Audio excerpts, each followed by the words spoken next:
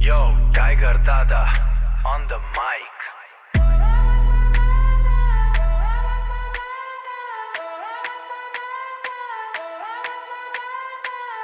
सच बोले के टाइम बा।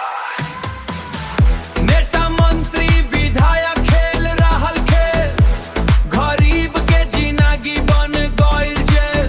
पुलिस के डंडा कागज पे केस, सच बोलस त हो जाला फैंस हर बेस।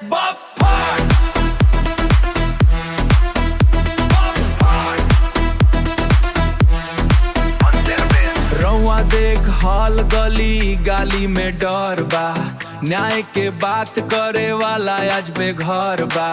कागज पे केस बिना गलती सजा, गरीब के आंसू के पूछे वाला केहू ना। रोटी खतीर लड़े पेट खतीर रोवे, ऊपर वाला नेता अपना फायदा ही जोड़े। कुर्सी के खातिर खेल सब खेल, जनता के दर्द बन माजक के मेल। नेता मंत्री विधायक खेल रहल खेल, गरीब के जिंदगी बन गइल जेल। बन गइल जेल, बन गइल जेल।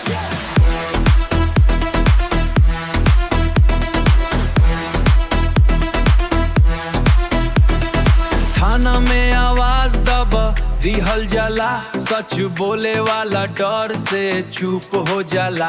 मुकदमा लिखाई बिना कसूर के नाम, कागज पे बन जाला झूठा इल्जाम।